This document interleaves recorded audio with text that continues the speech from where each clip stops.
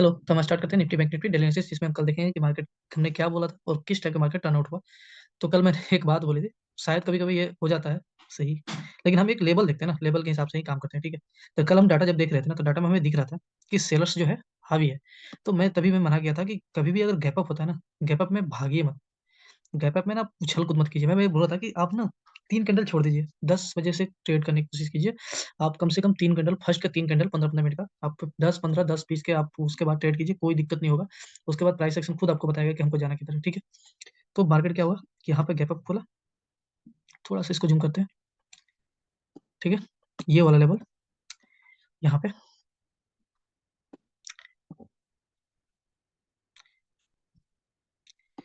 कुछ इसके आसपास खुला था, तभी मैं बोला था कि ये वाला जो लेवल है ना, ये रेजिस्टेंस का काम कर रहा है, ठीक है। अभी तो मार्केट ने खुलते ही क्या किया, पहले मैं यही बोला था कि पहले देखना होगा कि आपको ये सपोर्ट, अगर ये इसके ऊपर खुलता है तो ये सपोर्ट का काम करेगा, और सपोर्ट से मार्केट किस टाइप का बिहेव करना है वो देखना होगा। मैंने यही बोला था कि सपोर्ट पर आके अगर मार्केट इस टाइप के इसके नीचे जाता है तो आपको सेल करना है, या मैंने ये भी यहाँ पर बहुत अच्छा खासा बनाया था चार्ट ऐसे, कि इस टाइप के ऐसे बनता है कहीं दोबारा से इसके ऊपर जाता है तो बाइंग करनी है। और मैं बोला था कि फर्स्ट टारगेट तो पहले आपका यहाँ पर होगा, अगेन आपको देखना होगा कि यहाँ कंसोलिडेट हो रहा है कि नहीं, और कंसोलिडेट होकर देखिए ऊपर की ओर दोबारा, और मार्केट अब है यहाँ पे। ये तो आज का हो गया। आज जिसने भी ट्रेड किया होगा इस लेवल को देखते हुए, ऐसे भी मेरा कोई उतना कोई व्यूवर तो होते नहीं है, मतलब मैं अपने दोस्त के लिए भी बनाता हूँ, वो देखते हैं, जो भी हैं 5 6 7 जो भी हैं वो देखते हैं, उनके लिए मैं वीडियो बनाता हूँ। क्योंकि मैं उनसे वर्बली हमेशा सबको एक एक करके बता नहीं सकता, इसलिए मैं वीडियो बनाता हूँ कि वो देख लें। उसके हिसाब से हम मिलकर ट्रेड करते हैं और अच्छे ट्रेड करते हैं, ठीक है। हम जल्दीबाजी में ट्रेड नहीं करते हैं, पोजीशन के साथ करते हैं वर्बली।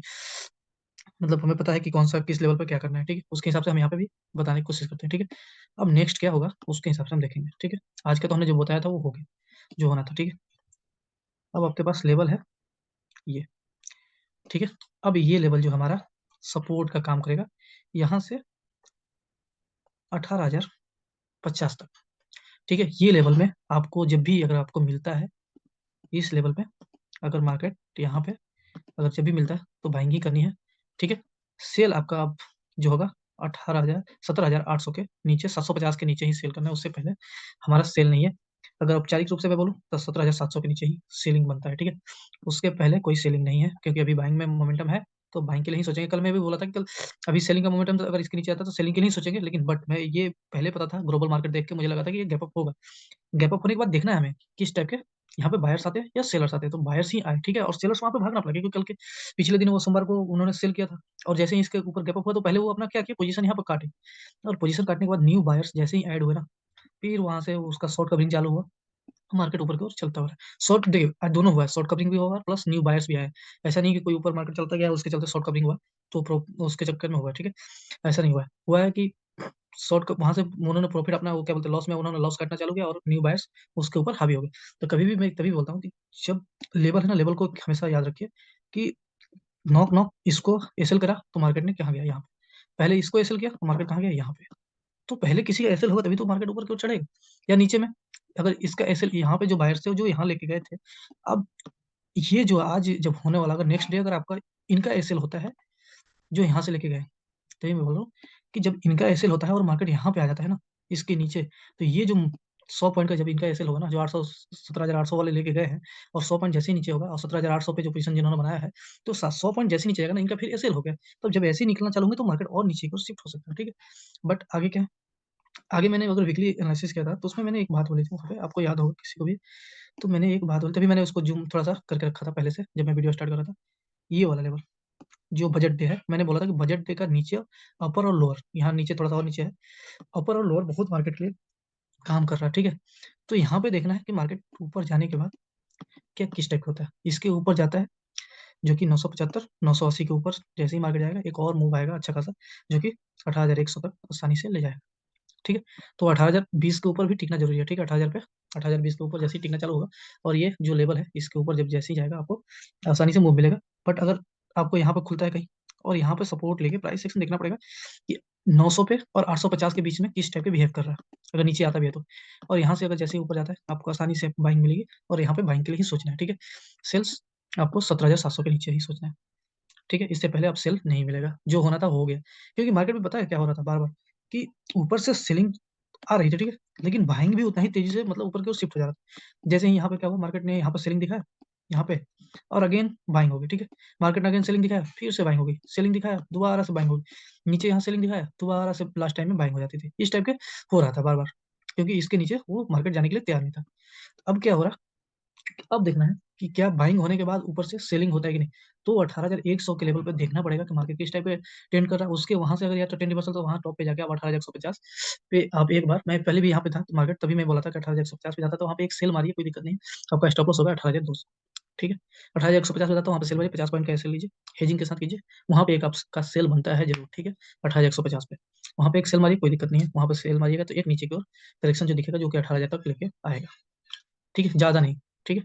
और आपका 18,200 के ऊपर चला जाता है, आप निकल जाइए, कोई दिक्कत नहीं, 18,200 के ऊपर जैसे ही जाएगा आपको मार्केट और तेजी की ओर बढ़ सकता है, ठीक है।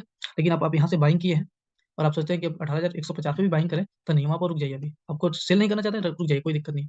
आप फिर वहाँ पे प्राइस एक्शन देखना जरूरी है कि प्राइस एक्शन किस टाइप का बन रहा है, ठीक है।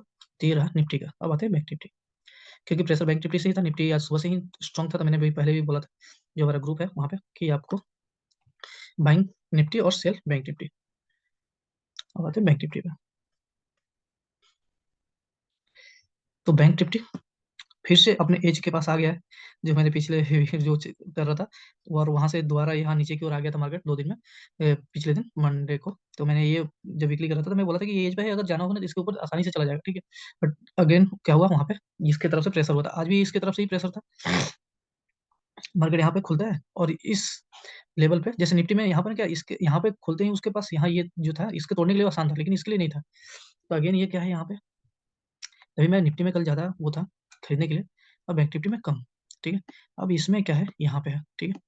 तो आपको देखना है क्या मार्केट इसके लेवल से, जो कि लेवल है 41,700 के ऊपर जैसे ही जाएगा ना, एक मार्केट में आपको आसानी से 42 वाला लेवल दिख जाएगा, वहां से 200 से 300 पॉइंट में। अगर वो आपको नीचे दिखता है यहाँ पे 42,300 और 400 के पास, ठीक है, 300 और 200 के पास दिखता है, तो वहां पे आप एक बार देखिए प्राइस एक्शन किस टाइप का है। इससे नीचे नहीं जाना चाहिए, इसके नीचे जाता है आप सेल कीजिए, कोई दिक्कत नहीं, ठीक है। यहाँ पे, ठीक है, 41,200 के नीचे जाता है तो आप सेल कीजिए, कोई दिक्कत नहीं।